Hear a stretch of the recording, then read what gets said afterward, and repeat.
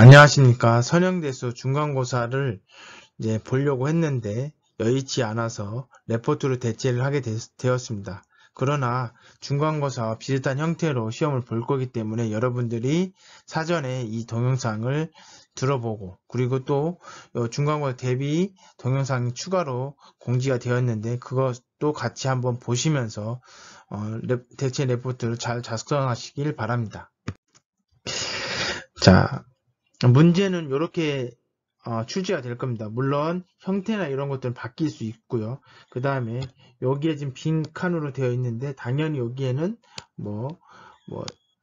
EX 마이너스 Y 플러스 Z는 4 이런 식으로 이런 형태로 되어 있을 겁니다. 요거는 제가 지금 보여주지 않는 이유는 요게 시험 문제이기 때문에 그렇고요. 그래서 이런 형태로 만약에 주어진다면 이걸 가지고 1번, 2번, 3번, 4번, 5번, 6번을 푸시면 됩니다. 푸시면 돼요. 그래서 어떻게 답을 작성하시는 것이 좋은지를 간략하게 소개하겠습니다. 그래서 여러분들이 꼭 이 동영상과 추가로 공지되는 동영상을 2번 이상씩 들어보시고 연습을 하시길 바랍니다. 자, 먼저 주어진 선형 시스템의 첨가행렬을 구하는 방법입니다. 이거는 그냥 풀이 과정이 따로 없습니다. 그냥 적으면 돼요. 예를 들면 x 더하기 y 더하기 z는 1, x 빼기 y 더하기 z는 2, 2x 빼기 y 플러스 3z는 마이너스 2. 이렇게 되면 당연히 어떻게 돼요? 개수를 쭉 쓰시고, 그죠? 2, 마이너스 1, 3 이렇게 쓰고 발을 그리시고, 그 다음에 요게 b죠. 1, 2, 마이너스 1 이렇게 해주시면 1번 답이 되는 겁니다. 이게 지금 선형 시스템이 제가 출제하려고 하는 문제랑 같지 않기 때문에 여러분들이 푸는 방법, 기술하는 방법을 알려드리는 겁니다. 그 다음에 이것을 역행렬 구하는 방법은 여러 가지 방법이 있는데 우리는 가우스 조단 방법으로 역행렬 구하겠습니다. 이게 가장 쉽기도 하고 여러분들이 많이 트레이닝을 해야 되기 때문에 이렇게 냈습니다. 그래서 이렇게 되는 것들은 당연히 요 선형 시스템이라면 이렇게 써야 되겠죠. 자, 여기 짝대기 긋고 1, 0, 0, 0, 1, 0, 0, 0, 1 이렇게 됩니다. 자, 요거는 푸는 사람마다 약간씩 하는 방법이 다르기 때문에 동일한 결과가 없습니다. 그러니까 정답은 똑같지만, 즉 역행렬은 같지만 풀이하는 과정은 틀립니다. 자, 이렇게 써놓고 이제 2번은 상세하게 풀이 과정을 쓰라고 했습니다. 그래서 이런 경우는 어떻게 해야 돼요? 요걸 없애기 위해서 어떻게 하면 돼요? 곱하기 마이너스 1 이렇게 해서 그 다음 단계 이렇게 놓고 여기서는 마이너스 2, 0, 그 다음 여기는 마이너스 1, 1, 0, 그 다음 여기도 뭐 하시면 한꺼번에 할 수는 있습니다. 그죠? 그럼 여기 0, 그리고 마이너스 2 곱하기 마이너스 3, 마이너스 2에 여기니까 1, 그 다음에 마이너스 2, 0, 그 다음에 1이 됩니다. 자, 이렇게 해놓고, 자, 요 단계, 두 번째 단계, 이런 식으로 쭉 해서 결국은 1, 1, 1, 0, 0, 0, 0, 0, 0 해놓고, 여기 이제 역행렬 값이 주어지겠죠. 그리고 나서 역행렬. 자, 요거를 우리는 A라고 표시했으니까 A의 역행렬은 뭐다 이렇게 쓰시면 돼요. 요렇게 요 계산하는 기본행 연산 요것들을 상세하게 기술하셔야 됩니다. 자, 2번 문제는 상세하게 기술하는 게 매우 중요합니다. 그래서 답이 맞는 것도 중요하지만 요것이 제대로 어떤 연산을 했고 그것의 풀이 과정들이 틀렸는지 맞았는지 확인도 하셔야 되고요. 그래야지 이 결과가 정답이 나오니까요. 그래서 요거는 좀 상세하게 기술하고 요것이 맞아야 그 다음 문제들이 쉽게 답이 체크되어지면서 문제 풀기가 쉽습니다. 자, 그 다음에 3번 문제는 행렬식 구하는 거잖아요. 행렬식 구하는 방법은 여러 가지 방법이 있습니다. 여러 가지 방법이 있으니까 여러분들이 원하는 방법으로 하시면 돼요.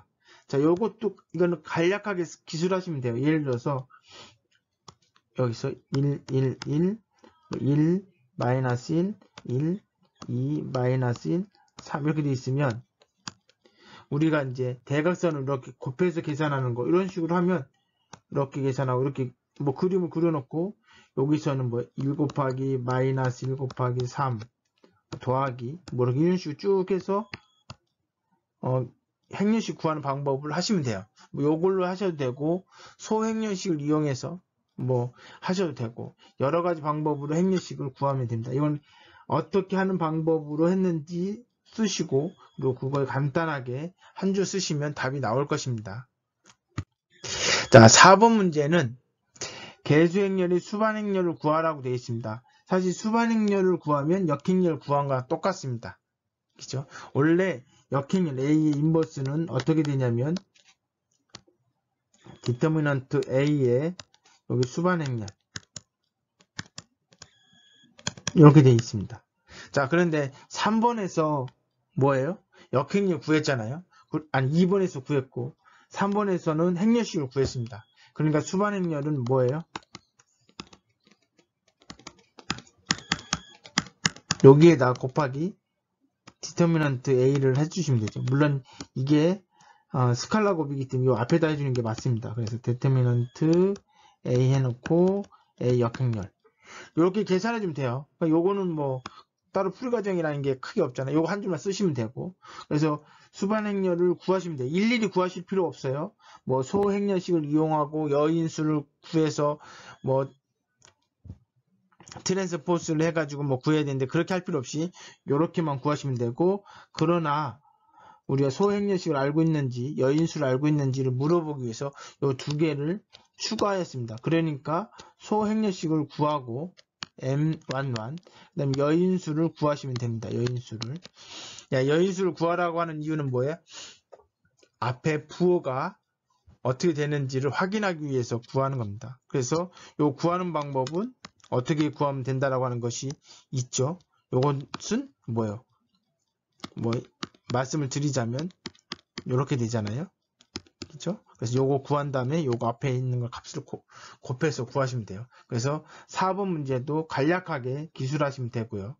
자, 그 다음에 5번 문제는 크레머 규칙을 이용해서 x값을 구하라고 되어 있죠. 자, 이거 어떻게 하면 되냐면 다 구할 필요 없습니다. 자, x는 어떻게 되어 있어요? 디터미넌트 A 해놓고 이렇게 되어 있죠. 이렇게 식을 쓰고 이거 계산하시면 되죠. 이건 이미 계산됐으니까 그럼 값을 구하면 되잖아요. 이렇게 간단하게 풀이과정을 쓰라는 얘기예요. 그 다음에 6번 문제는 결국 결론이잖아요. 성형 시스템 해를 구하라고 했어요. 우리의 역행렬 구했기 때문에 원래 A 여기 이제 뭐 X라고 표시하고 여기 B라고 표시하면 요것이 이제 해가 되는데 물론 요거는 요 X하고 다른 겁니다. 요건 벡터죠. 그럼 이게 X는 어떻게 돼요? A 인버스의 B가 되죠. 그럼 우리가 A의 역행렬을 구했잖아요. 그리고 B는 요 뒤에 있는 벡터잖아요. 요 계산에서 나온 결과를 통해서 결국은 X는 얼마, Y는 얼마, Z는 얼마다 이렇게 푸시면 되죠. 자, 그래서 아까 말씀드렸던 것처럼 2번을 제외하고는 간략하게 이 학생이 문제를 알고 풀었구나. 뭐 책을 통해서든 인터넷 통해서든 뭐 동영상을 통해서든 풀이 과정을 알고 있구나 라고 하는 것만 점검을 하는 거지 뭐 깊이 있게 확인하진 않습니다. 그렇기 때문에 2번 문제는 상세하게 기록을 하시고 나머지는 요 학생이 방법을 알고 있구나 라고 하는 것을 한 번 정도 검토하고 그 다음 정답이 맞았는지를 체크를 하는 겁니다. 그렇기 때문에 2번을 제외한 문제들은 간략하게 기술하시면 됩니다.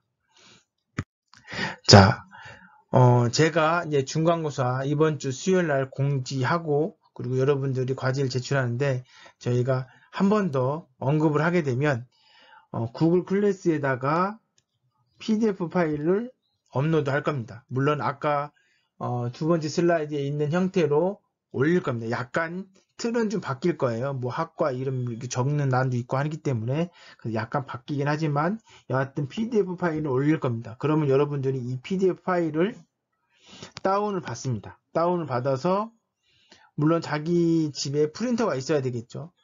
그 A4 용지로 출력을 합니다. 출력을 하고 거기 빈 공간에 이제 공간을 남겨 놓을 거예요. 그럼 거기에다가 연필로 뭐 샤프를 통해서든 뭐 연필 볼펜으로 해도 상관은 없습니다. 그러나 그러면 지웠다 썼다 하기가 불편하죠. 그렇기 때문에 가능하면 연필로 쓰십시오. 연필로 쓰시고 연필로 작성을 하시고 그리고 나서 시험을 다 봤으면 스마트폰으로 촬영을 합니다.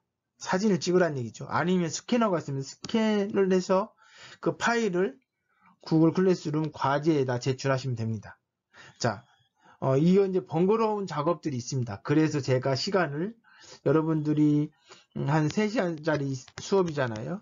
그죠? 그러면 이제 퀴즈 푸는 시간도 있고 동영상은 여러분 사전에 들으시길 바랍니다. 사전에. 그날 당일날 듣고 나서 동영상 듣고 나서 시간이 없어서 못 풀었다. 이런 얘기는 안 하셨으면 좋겠습니다. 동영상 사전에 들으시고요. 이거는 뭐 구글 공유문서에다 올려놨으니까 그렇게 하시고. 자, 그래서 이게 문제 푸는 시간은 사실은 40분입니다. 40분에서 50분이거든요. 그럼 나머지 시간은 뭐예요? 다운받고 프린트하고 그 다음에 스캔하고 이런 작업들을 주어지는 시간입니다. 그래서 수업 시간 내에 제출해 주십시오. 수업 오픈북으로 보는 거니까 시간 널널하게 보시면 안 됩니다. 수업 시간 내에 보시고 수업 시간 이외에 내게 되면 늦게 제출하는 경우 감점이 됩니다. 감점의 기준은 차후 제가 임의로 결정해서 감점할 겁니다. 그래서 왜냐하면 이게 이제 온라인상으로 시험을 보기 때문에 물론 뭐 3시간 안에 여러분들이 친구들이 공유할 수도 있고 막 이렇게 할 수도 있는데 뭐 그것까지 잡아낼 수는 없지만 시간이 너무 넓게 주게 되면 그런 것들을 이 가능성이 높기 때문에 그래서 늦게 제출하면 감점이 됩니다. 그리고 늦게 제출하는 것도 많이 늦게 내는 것과 조금 늦게 내는 것과의 또 감점 차이가 있습니다. 그래서 반드시 시간 내에 제출해 주시기 바랍니다. 그리고 요거의 배점은 원래는 중간고사 30%, 기말고사 30% 이렇게 되는데 요 배점은 약간 조정이 될 겁니다. 왜냐하면 온라인으로 시험을 보기 때문에 객관적으로 본다라고 보기 어려워서 요거는 비중을 약간 조정을 할 거고요. 자, 그 다음에 아까도 말씀드렸듯이 중간고사 대비 동영상 사전에 올려놓은 게 있습니다. 그거 한 번 더 보셔서 하는 방법도 나와 있습니다. 즉 어떻게 선형 시스템에서 첨가행렬 만들고 그다음 수배행렬 어떻게 구하고 역행렬 어떻게 구하고 크레모 규칙을 어떻게 사용하는지에 대한 동영상 강의가 이미 올라가져 있으니까 그 필독을 하시고요. 그리고 참고하셔야 되는 게 뭐냐면 이날 퀴즈도 있습니다. 퀴즈. 그러니까 가장 먼저 딱 오면 퀴즈를 보시고 그 다음에 이 시험을 보셔도 되고 퀴즈 보면서 이걸 같이 하셔도 됩니다. 자, 퀴즈 문제는 당연히 우리가 이 시험에 관련된 걸로 관련된 걸로 범위를 정할 거기 때문에 이 범위가 뭐 뒤에 있는 범위가 아니고 선형 시스템 해구하는 거에 대한 공부를 할 거기 때문에 그거에 관련된 문제를 낼 거기 때문에 바로 푸셔야 됩니다. 그래서 물론 이제 3시간이라고 하지만 쉬는 시간 빼고 이렇게 하면 조금 줄어들긴 하지만 그리고 또 퀴즈 보는 시간도 있기 때문에 어려움이 있을 거라고 생각이 되어집니다. 그래서 사전에 공부하셔서 푸시길 바랍니다. 그리고 궁금한 사항이라든지 시험에 대비해서 문의사항이나 의견이나 이런 것들이 있으면 언제든지 카톡으로 개인톡으로 저한테 알려주시면 이게 전체적으로 공지될 부분이 있다 그러면 오픈 채팅방에다 기록을 하겠습니다. 그렇게 해서 시험을 잘 보시길 바랍니다. 자, 이것으로 동영상 강의를 마치도록 하겠습니다.